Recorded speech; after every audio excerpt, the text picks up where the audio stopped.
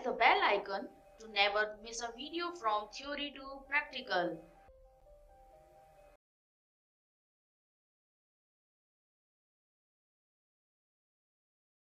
Hello everyone, मैं अरुण गुप्ता स्वागत करता हूं आप सबका इस वीडियो लेक्चर में। दोस्तों, आज हम लोग कुछ क्वेश्चंस लेंगे फिजिक्स के, और ये जो वीडियो लेक्चर है मैंने बनाया है जो स्टूडेंट्स आरआरबी जेईई की प्रिपरेशन कर रहे हैं। जो भी स्टूडेंट्स यहाँ पे आरआरबी जेईई की प्रिपरेशन कर रहे हैं उनके लिए ये वीडियो लेक्चर है। और जो जनरल साइंस का जो ये टॉपिक है, आपका जनरल साइंस आपके लिए बहुत इम्पोर्टेंस रखती है, क्योंकि आपको पता है कि जो रेलवे की जितनी भी एग्ज़ाम होती है तो उसमें जनरल साइंस में खासा फोकस रहता है। और जनरल साइंस में भी सबसे ज़्यादा फोकस रहता है, वो रहता है आपका फिजिक्स में। किस में? फिजिक्स में आपका सबसे ज़्यादा फोकस रहता है। और फिजिक्स में एक बात सबसे इम्पोर्टेंट है, वो इम्पोर्टेंट है, सबसे इम्पोर्टेंट क्या है? कॉन्सेप्ट्स। कई स्टूडेंट्स क्या करते हैं, सिर्फ ऊपर से पढ़ते हैं, सवालों को रट्टा लगाते हैं, सवालों को गो थ्रू होते हैं बस, और कॉन्सेप्ट नहीं समझते। पर फिजिक्स में क्या होता है कि सवालों में बहुत ट्विस्ट आते हैं, मतलब बहुत घुमाव आते हैं, और अगर आपके कॉन्सेप्ट क्लियर नहीं है तो आप फिजिक्स का एग्ज़ाम क्लियर नहीं कर सकते। ठीक है? और अगर आपको कॉन्सेप्ट आते हैं तो एक एक कॉन्सेप्ट अगर आपको आता है उससे आप 10-20 सवाल इजीली कर सकते हैं। तो यहाँ पे हम कुछ क्वेश्चंस लेंगे और हम समझेंगे कि किस प्रकार से जो है, अगर कॉन्सेप्ट आपके अच्छे हैं तो फिजिक्स में आपको बहुत ही कॉन्फिडेंटली बहुत अच्छा स्कोर आप कर सकते हैं। तो आरआरबी जेईई की जहाँ बात है, पार्ट 1 में नॉन टेक जो पार्ट है उसमें भी आपके लिए यूज़फुल है ये, और पार्ट 2 जो आपके लिए जो स्कोर जिसमें आपके ऐड होंगे तो उसमें भी जो नॉन टेक पार्ट है उसमें भी फिजिक्स आपके लिए इम्पोर्टेंट है ना। तो दोनों ही केस में आप देख रहे हैं कि फिजिक्स आपके लिए काफ़ी इम्पोर्टेंट है। तो स्टूडेंट्स आगे बढ़ते हैं और कुछ सवाल लेंगे हम लोग यहाँ पे फिजिक्स के और कॉन्सेप्ट के साथ में। तो पहला क्वेश्चन आपकी स्क्रीन में जो है वो कुछ इस प्रकार से है। यहाँ पे क्वेश्चन ये है कि the time period of revolution of a Jio stationery satellite is. एक जियो स्टेशनरी सैटेलाइट का टाइम पीरियड क्या होगा? और यहाँ पे हमको 4 ऑप्शन दे रखे हैं, 365 डेज, 30 डेज, 24 आवर्स और कंटिन्यूसली चेंजेस। तो बताइए स्टूडेंट्स क्या होगा इसका राइट आंसर? जिनको पता है वो बताएं, ऑप्शन आप नीचे कमेंट में लिख सकते हैं क्या होगा इसका राइट आंसर। इसका जो राइट आंसर होगा स्टूडेंट्स वो होगा, जिन स्टूडेंट्स ने ऑप्शन सी पे टिक किया है उनका ऑप्शन सही है। अब बात समझिए कि ये एक फैक्ट है इसके रेवोल्यूशन का टाइम पीरियड। आपने आज याद कर लिया 24 आवर्स इसका टाइम पीरियड होता है। अब एग्ज़ाम आया तो एग्ज़ाम में आप भूल सकते हैं, ठीक है, कि भाई 24 आवर्स था या 365 तक क्या था, आप भूल सकते हैं। पर बात समझिए कि अगर आपका कॉन्सेप्ट है तो आप कभी नहीं भूलेंगे, क्योंकि 24 आवर्स का जो ये फिगर है कहाँ से आया, क्यों आया, ये समझते हैं। भाई मेरे बात ये है कि ये क्या बात हम कर रहे हैं, यहाँ पे हम बात कर रहे हैं जियो स्टेशनरी सैटेलाइट। सैटेलाइट क्या होता है समझते हैं आप? जो हमारी अर्थ है, ठीक है, जो हमारी अर्थ है, इस अर्थ ये जो है सैटेलाइट एक ऐसा मैन मेड होता है, और ये नेचुरल भी होता है। नेचुरल क्या होता है? मून। नेचुरल अर्थ का नेचुरल सैटेलाइट क्या है? मून। ठीक है। और आर्टिफिशियल सैटेलाइट जो साइंटिस्ट लोग इसरो और नासा भेजती है ना, वो क्या होता है? सैटेलाइट। वो कम्युनिकेशन के लिए यूज़ होता है। मतलब जो भी चीज़ किसी प्लैनेट के चक्कर लगाती है उसको हम क्या बोलते हैं? सैटेलाइट बोलते हैं। ठीक है, ये बात आपको समझ में आ रही है। अब सैटेलाइट का यूज़ क्यों करते हैं हम लोग? कम्युनिकेशन के लिए यूज़ करते हैं। अब बात समझिएगा कि अगर कोई सैटेलाइट जियो स्टेशनरी है तो जियो मतलब क्या होता है? जियो मतलब होता है अर्थ। जियो मतलब समझते हो? ज्योग्राफी क्या होता है? अर्थ की स्टडी को हम बोलते हैं ज्योग्राफी। तो और स्टेशनरी का मतलब क्या होता है? फिक्स्ड। ठीक है, फिक्स्ड। अब सिंपल सी बात समझो कि अगर ये हमारी जो ये अर्थ है, ये आप यहाँ पे बैठे हो, क्या आप यहाँ पे बैठे हो, ठीक है, आप यहाँ पे बैठे हो अर्थ पे, ये आपका सैटेलाइट है। अब ये अर्थ आपकी क्या हो रही है? अपनी एक्सिस पे रोटेट हो रही है। जैसे ये अर्थ है तो ये इस प्रकार से रोटेट हो रही है। ठीक है, यहाँ पे देखो ये अर्थ क्या हो रही है, ऐसे रोटेट हो रही है।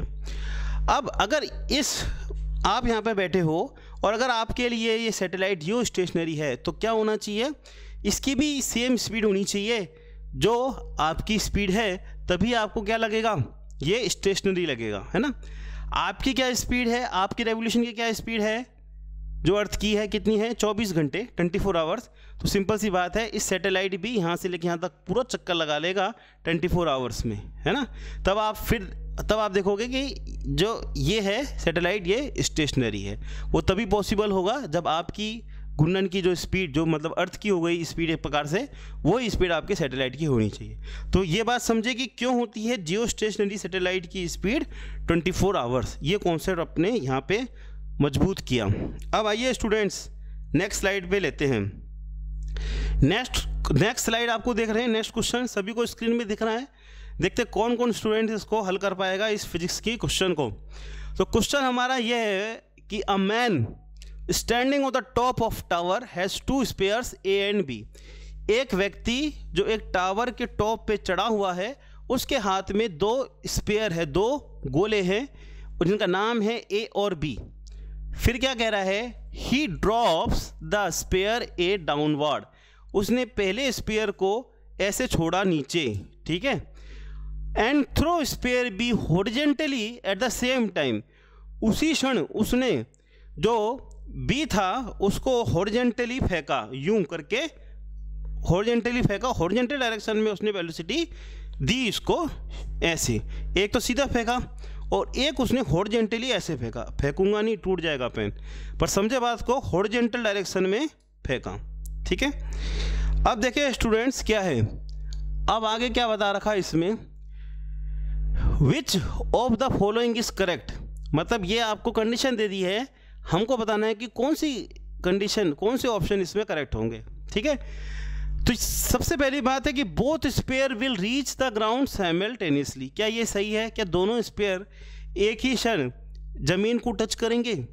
दूसरी बात है कि A will reach the ground first. सबसे पहले ए जो है जिसको हमने जस्ट ड्रॉप किया था वो आपका पहले पहुंचेगा ग्राउंड पे।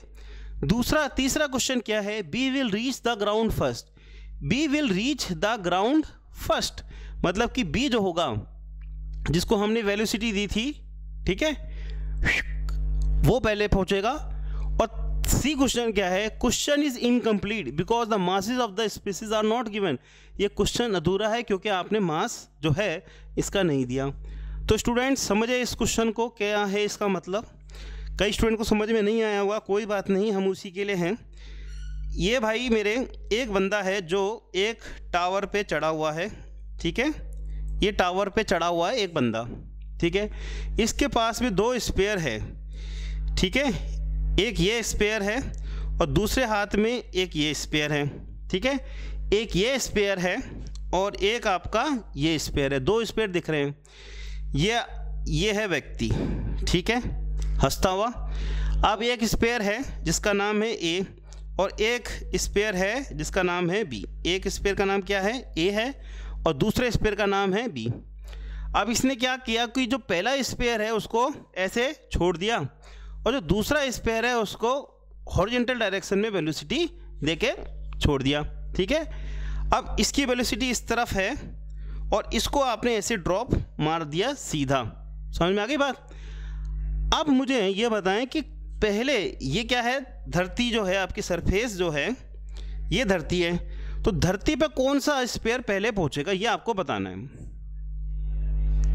ठीक है।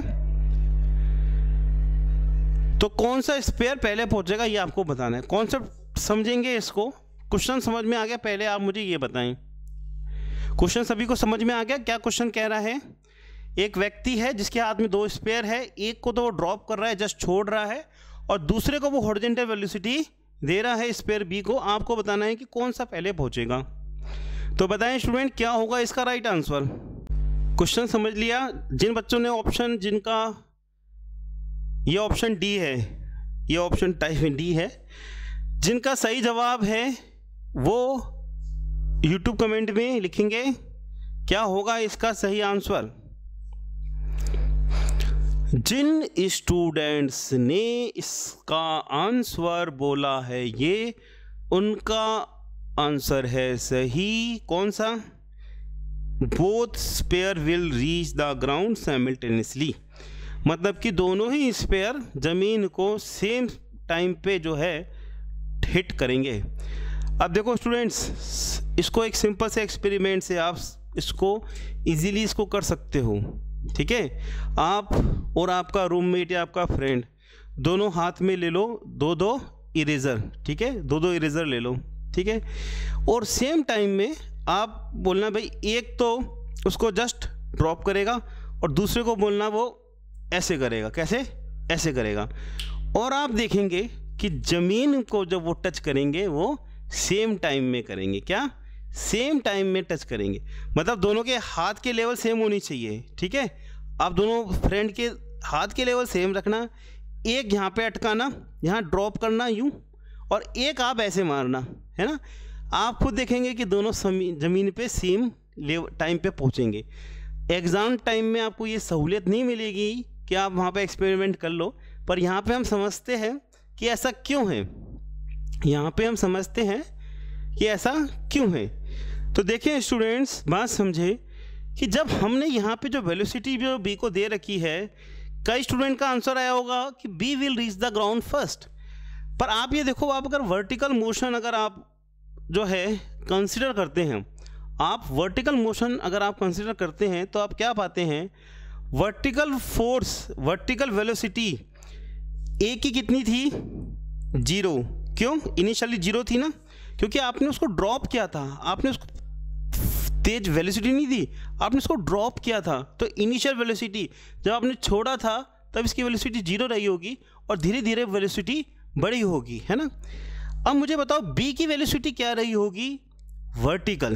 बी की वेलोसिटी वर्टिकल भी 0 रही होगी, क्योंकि आपने जो इसको वेलोसिटी दी है वो आपने इसको हॉरिजॉन्टल वेलोसिटी दी है, पर इसकी जो वर्टिकल कोई भी इसकी वेलोसिटी नहीं है। ठीक है, और दोनों ही केस में जो एसिलेशन इनको जो मिल रहा है वो भी क्या है? वो भी सेम है। वो किसके बराबर है?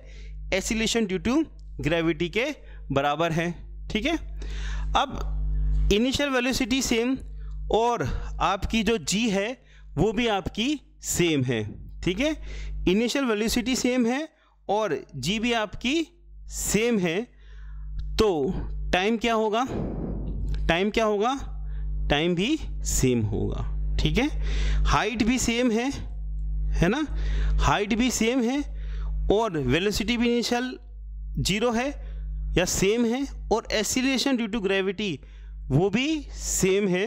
तो आप सारी कंडीशन सेम है, तो जो टाइम वो लगाएंगे नीचे पहुंचने के वो भी आपके क्या लगाएंगे? सेम ही लगाएंगे। ठीक है, ये क्वेश्चन सभी को समझ में आया, क्योंकि हम क्या पढ़ते हैं यहाँ पे कि v is equal to u plus AT पढ़ते हैं अपन। क्या पढ़ते हैं हम लोग?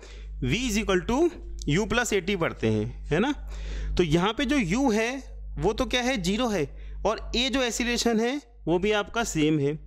और क्योंकि हाइट दोनों की सेम है, हाइट दोनों की सेम पे है, तो फाइनल वेलोसिटी भी दोनों की सेम होगी। क्यों? क्योंकि जो पोटेंशियल एनर्जी दोनों की सेम है तो काइनेटिक एनर्जी भी नीचे जाके सेम होगी, तो वेलोसिटी भी यहाँ पे सेम होगी। तो भाई ये भी सेम है, ये भी सेम है, ये भी सेम है, तो टाइम को भी सेम होना ही पड़ेगा। तो इसलिए क्या होगा इसका answer? Both sphere will reach the ground simultaneously. तो इस कॉन्सेप्ट के साथ हमने काफ़ी चीज़ें समझी हैं, और जो भी वेरिएशन आएंगे आप इजीली इसको कर पाओगे। अब मैं एक और क्वेश्चन लेता हूँ, और इस पर भी काफ़ी क्वेश्चंस आपके आते हैं। जिनके कॉन्सेप्ट मजबूत है वो तो इजीली इस क्वेश्चन को कर पाएंगे, पर जिनके कॉन्सेप्ट मजबूत नहीं है उनको ज़रूर दिक्कत आएगी, है ना। तो आपको ये समझना है, कॉन्सेप्ट समझना है आपको। और ये क्वेश्चन, इस टाइप का क्वेश्चन तो कई बार आता है बच्चों। ये क्वेश्चन हमारा क्या है, समझिए बात को। Mass of a body on measuring in a lift at rest with a physical balance is found to be m।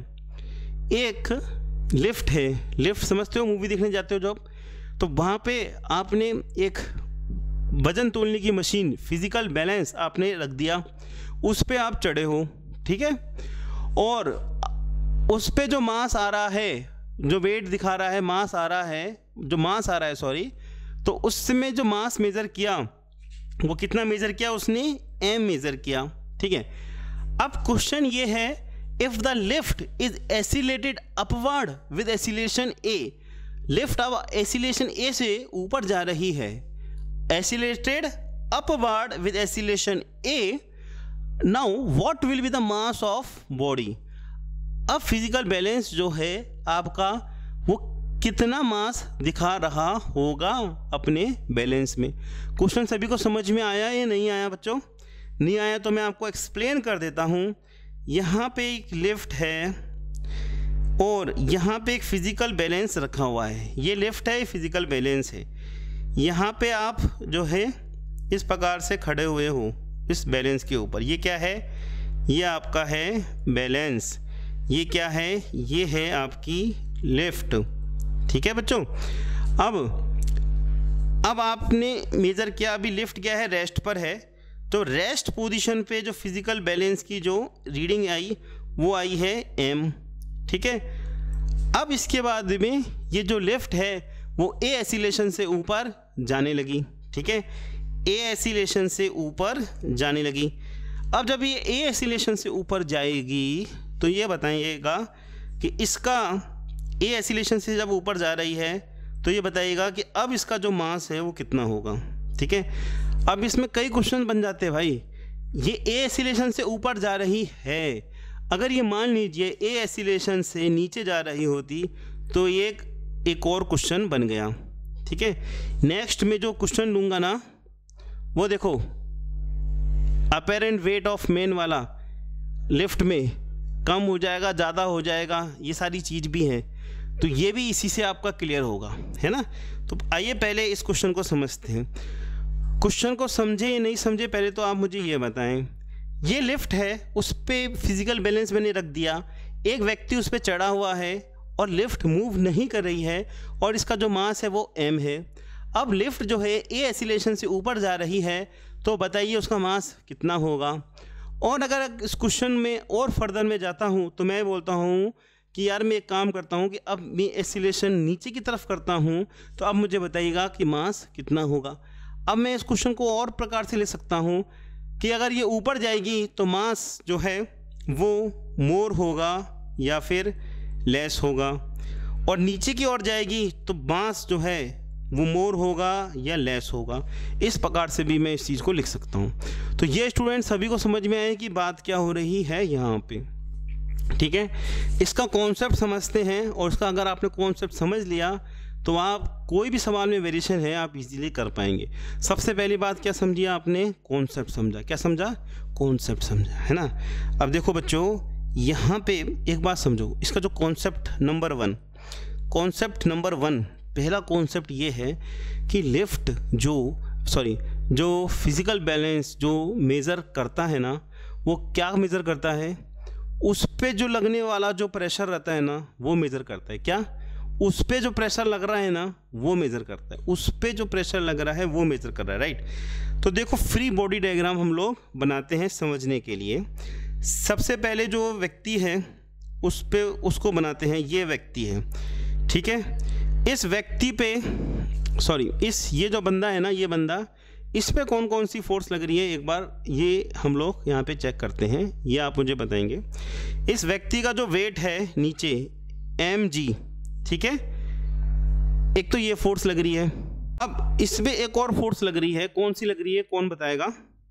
इस पे एक तो फोर्स mg लग रही है नीचे की ओर, एक फोर्स इस पे और लग रही है। कौन सी फोर्स लग रही है, ये फोर्स लग रही है जो जिस पे ये फिजिकल बैलेंस, जिस पे ये चढ़ा हुआ है ना, फिजिकल बैलेंस इस पे एक फोर्स लगा रहा है ऊपर की ओर, और ये इस पे नीचे की ओर फोर्स लगा रहा है। ये नीचे की ओर फोर्स, ये ऊपर की ओर फोर्स यहाँ पे लग रही है, ठीक है। ये बात समझ में आ रही है आपको। अब देखें स्टूडेंट्स, तो इस पे जो ऊपर फोर्स लग रही है वो फोर्स लग रही है R, ठीक है। तो ऊपर R और इस पे mg।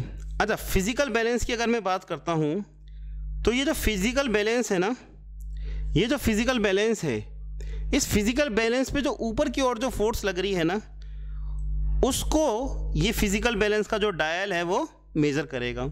इसमें जो ऊपर से जो फोर्स लग रही है उसको ये क्या करेगा, मेज़र करेगा, ठीक है। और ऊपर से जो फोर्स लग रही है इस फिजिकल बैलेंस पे वो क्या लग रही है, आर। भाई समझो ये व्यक्ति इस पे आर फोर्स से फिजिकल बैलेंस पे लगा रहा है और फिजिकल बैलेंस इस पे आर फोर्स ऊपर की ओर लगा रहा है ना।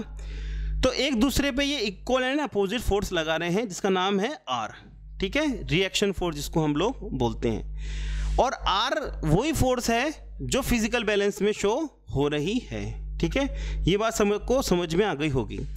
अब ये एसिलेशन से ए एसिलेशन से अपवार्ड मूव कर रहा है। अगर ये ए एसिलेशन से अपवार्ड मूव कर रहा है तो यहाँ पे मुझे आप ये बताएं कि इस पे इसका जो हम इक्वेशन बनाएंगे वो कुछ इस प्रकार से बनाएंगे, आर ऊपर है, नीचे minus M G is equal to M into A, ठीक है। दिखाई दे रहा है आपको, R minus M G is equal to M A है, ठीक है। तो R इज इक्वल टू क्या हो गया, एम जी प्लस ए हो गया। क्या हो गया, रिएक्शन फोर्स कितनी हो गई, एम जी प्लस ए, ठीक है। R एम जी प्लस ए इसमें फोर्स हो गई। अच्छा, what will be the mass of the body पूछी गई है ना, तो मास ऑफ द बॉडी क्या हो गया, फिर जो हमारा ऑप्शन है मास लिखा हुआ है, वैसे इनको वेट पूछना चाहिए था, तो वो हमारा हो जाएगा यहाँ पे एम जी प्लस ए हो जाएगा। क्या हो जाएगा, एम जी प्लस ए हो जाएगा, यानी कि ऑप्शन बी जो है हमारा यहाँ पे सही हो जाएगा। जो फिजिकल बैलेंस जो वेट दिखाएगा वो दिखाएगा आपका एम जी प्लस ए, ठीक है। अब इससे बात समझिएगा, अब बात समझिएगा, दूसरी बात समझिएगा कि अगर ये जो लिफ्ट है ये ए एसिलेशन से नीचे आ रही होती, अभी ये ए एसिलेशन से ऊपर जा रही थी, अगर ये ए एसिलेशन से नीचे जा रही होती तो यहाँ पे देखो ये लिफ्ट, ये आपका क्या है, व्यक्ति, बंदा, इस पे ऊपर फोर्स लग रही है आर, यहाँ पे लग रही है एम जी, और ए एसिलेशन से बंदा नीचे जा रहा है।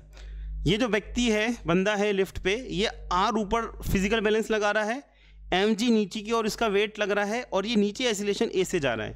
उस समय आप इक्वेशन क्या लिखते, उस समय आप लिखते एम जी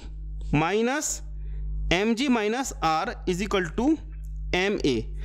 अब हम इस डायरेक्शन को पॉजिटिव ले रहे हैं, M G minus R is equal to M A, तो यहाँ मैंने लिखा M G minus R is equal to M A, और इन दैट केस जो आपकी ये कितनी हो जाएगी, रिएक्शन फोर्स कितनी हो जाएगी, वो हो जाएगी एम जी माइनस ए हो जाएगी, एम जी माइनस ए हो जाएगी, ठीक है। यहाँ पे हमने बहुत सारी चीज़ अचीव करी है। आप इसको सोच रहे होंगे कि सर इतना समय क्यों लगा रहे हैं, हमारी कोचिंग में तो रटा देते हैं कि ऊपर जा रहे हैं तो प्लस है, नीचे जा रहे हैं तो माइनस है। भाई चीज़ को समझो, इससे कितनी सारी चीज़ निकल के आ रही है वो चीज़ चेक करो। यहाँ पे बहुत सारी चीज़ निकल के आ रही है।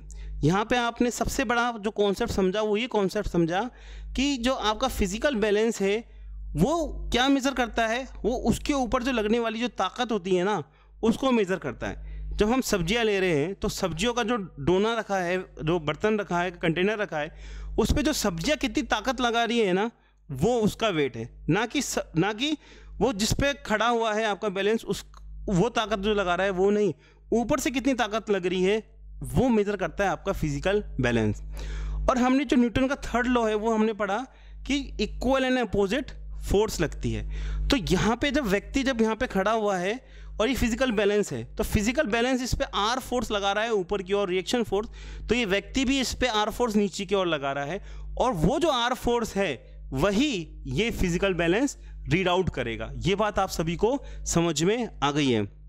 फिर दूसरी बात ये थी कि फिर तो कुछ भी नहीं था यार, इसमें बस एक व्यक्ति बैठा हुआ है, इसका फ्री बॉडी डायग्राम बनाया, ऊपर फोर्स है आर, नीचे फोर्स है एम जी, ए एसिलेशन से ऊपर जा रही है, इस डायरेक्शन को मैंने पॉजिटिव मान लिया है ना। और फिर आर माइनस एम जी, यहाँ देखो R minus M G equal to M A किया, आर कितना निकल के आया, एम जी प्लस ए। और यहाँ पे क्या किया, जब वो नीचे जा रहा था, नीचे जा रही थी है ना, नीचे जा रही थी, तो मैंने क्या किया, इसको पॉजिटिव मान लिया, नीचे वाली को पॉजिटिव माना, पॉजिटिव कुछ भी मान सकते हैं, इक्वेशन सेम ही आएगी।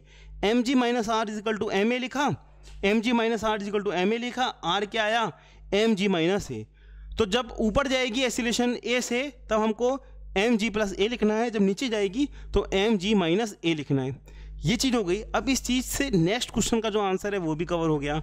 यहाँ पे मैंने क्या बात करी थी आपसे कि जब ये ए एसिलेशन से ऊपर जाएगी तो जो फिजिकल बैलेंस जो वेट दिखाएगा वो ज़्यादा दिखाएगा या कम दिखाएगा, ये बात करी थी।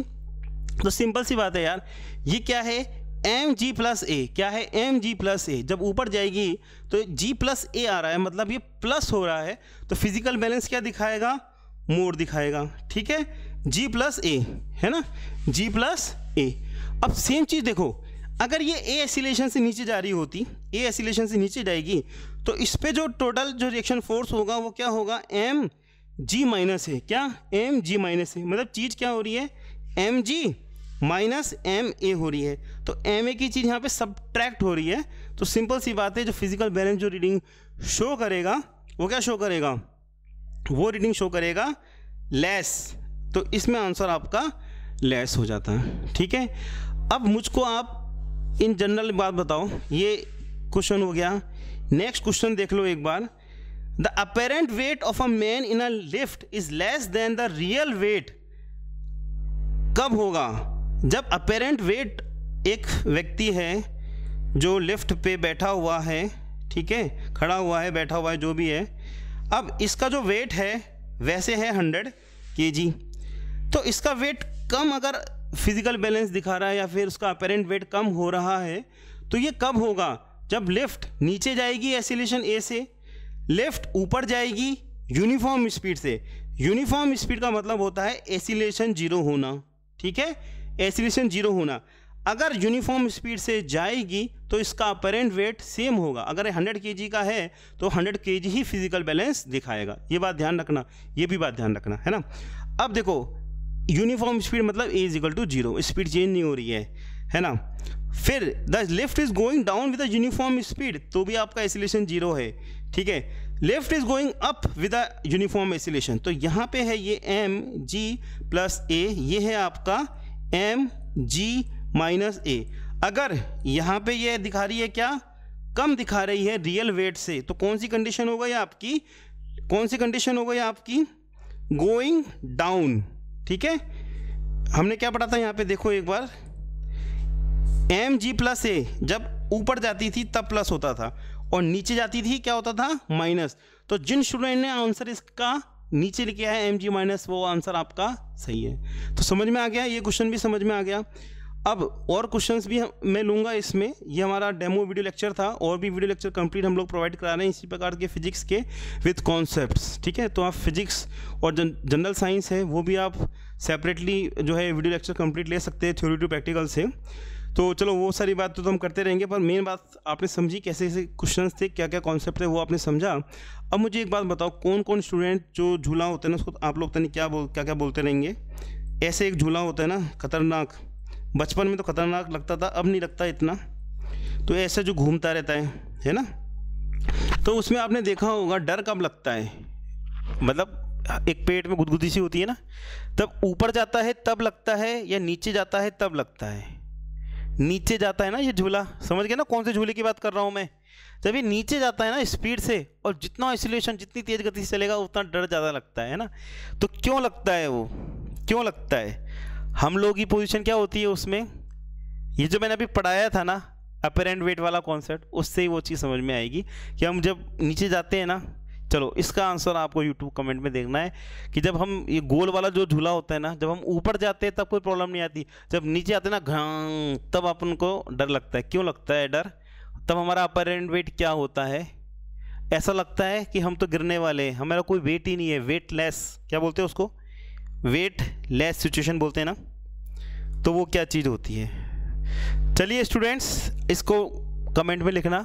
और नेक्स्ट क्वेश्चन में दे देता हूँ आपको, ये क्वेश्चन आपके सामने है, इसको आप पढ़ लीजिए, देख लीजिए, और इसका आंसर भी आप नेक्स्ट हमारी जो वीडियो सीरीज़ है उसमें आप देख पाएंगे। इस क्वेश्चन को भी आप देख लीजिए, ठीक है। बाकी स्टूडेंट्स, आप लोग जो भी स्टूडेंट्स इंटरेस्टेड है, तो आपका जो भी एग्ज़ाम है जिसमें जनरल साइंस अगर आ रही है और आप अपनी जनरल साइंस अच्छी करना चाहते हो, खासकर फिजिक्स, तो पूरा कोर्स आप प्रोवाइड कर रहे हैं हम लोग, थ्योरी टू प्रैक्टिकल, है ना। तो आप theory2practical@gmail.com पे या फिर हमारे व्हाट्सअप नंबर 8003378523 पे हमको कांटेक्ट कर सकते हैं। आप आपका नाम, आपका एग्ज़ाम और सिटी, ये 3 इन्फॉर्मेशन आप प्रोवाइड कर दीजिए, तो हमारी टीम आपको बता देंगी कैसे कैसे आपको कोर्स पूरा इसका ले सकते हैं। आपका एग्ज़ाम का नाम मान लीजिए RRB JEE है, और आपकी ईमेल आईडी, सॉरी, आपका खुद का नाम, मान लीजिए आपका नाम अर्जुन है, आपका एग्ज़ाम मान लीजिए RRB JEE है, सिटी आप सहारनपुर है, जो भी सिटी है, वॉटेवर सिटी है, ये आप या तो व्हाट्सअप कर दीजिएगा आप 8003378523 पे, या आप ईमेल आईडी हमारी theory2practical@gmail.com। तो स्टूडेंट्स, काफ़ी अच्छा लगा होगा ये सेशन, ऐसा मैं एक्सपेक्ट करता हूँ, और काफ़ी चीज़ आपने समझी होगी, काफ़ी चीज़ आपने जानी होगी। और मिलता हूँ मैं नेक्स्ट वीडियो में। कोई चीज़ इस सीरीज़ में नहीं समझ में आई हो तो ज़रूर कमेंट में कीजिएगा, और जो मैंने एक क्वेश्चन दिया लास्ट में 5th क्वेश्चन, इसका आंसर भी आपको कमेंट में लिखना है, और वो झूले वाला जो एक्सपीरियंस है वो भी आपको इसमें शेयर करना है। तो दोस्तों, इसी के साथ मैं मिलता हूँ मेरे नेक्स्ट वीडियो में।